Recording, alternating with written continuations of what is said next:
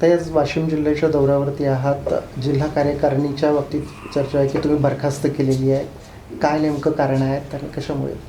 नाही, मुळात कारण असं काही नाही आहे की गेली म्हणजे मेटे साहेबांच्या दुर्दैवी निधनानंतर अतिशय निष्ठेने ही सगळी लोक प्रत्येक जिल्ह्यामध्ये कार्यरत राहिलेली आहेत. परंतु विधानसभा निवडणुका पार पाडल्यानंतर आगामी स्थानिक स्वराज्य संस्थांच्या निवडणुका विचारात घेऊन नवीन नेतृत्वाला देखील संधी देणं गरजेचं आहे. ज्यांना निवडणुका लढवायच्या आहेत त्यांनाही त्यामध्ये संधी मिळणं गरजेचं आहे. या अनुषंगाने आम्ही यापूर्वी बीड जिल्हा कार्यकारिणी बरखास्त केली, तिथे नवीन नियुक्ती केली. आता वाशिम जिल्हा कार्यकारिणी बरखास्त केली, आता इथल्याही नवीन नियुक्त्या होतील. म्हणजे थोडक्यात ही कारण असं नाही आहे, स्थानिक स्वराज्य संस्थांच्या निवडणुकांची पूर्वतयारी. आणि साहेब आजपर्यंत ज्या विस्थापितांना नेतृत्वाची संधी देत होते त्याचप्रमाणे विस्थापितांना नेतृत्व करण्याची संधी मिळावी हा एक व्यापक दृष्टिकोन यामागे आहे. आगामी ज्या स्थानिक स्वराज्य संस्थांच्या निवडणुका आहेत, आपण स्वतंत्रपणे लढणार आहात की मग महाविकास आघाडी की महायुती?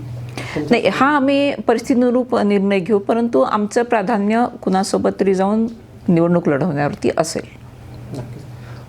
मागे जेव्हा तुम्ही वाशिमला आला होता तेव्हा आदरणीय मेटे साहेबांच्या बाबतीतली जी चौकशी आहे त्या संदर्भात काही प्रश्न उपस्थित झाले होते.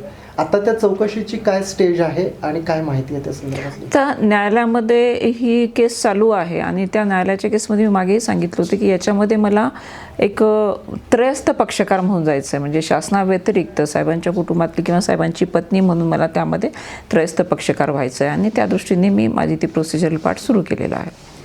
बीड जिल्ह्यामधली सध्याची परिस्थिती पाहता तिथे संतोष देशमुखांचं हत्या प्रकरण असेल किंवा इतर सगळे प्रकरण आहेत नव्यानं बाहेर येत आहेत. त्या दृष्टिकोनातून आपलं धनंजय मुंडे यांनी राजीनामा द्यावा अशी मागणी होते. आपल्याला काय वाटतं या प्रकरणामध्ये? मी या म्हणजे संतोष देशमुखांच्या दुर्दैवी हत्येनंतर म्हणजे अगदी त्या दिवसापासून मी जेव्हा त्या दिवशी त्यांच्या कुटुंबाची भेट घेतली तेव्हापासून आजपर्यंत म्हणजे सातत्याने हीच भूमिका मांडत आलेली आहे की ही अतिशय अमानवी पद्धतीने झालेली हत्या आहे. त्याच्यातल्या सर्व दोषी आरोपींविरुद्ध कठोरात कठोर कायदेशीर कारवाई झाली पाहिजे. मग आता इथे जेव्हा आपण एखाद्याचा राजीनामा मागतो म्हणजे जसं आता आपण म्हणालात की धनंजय मुंडे साहेबांनी राजीनामा द्यावा अशी मागणी होती आहे.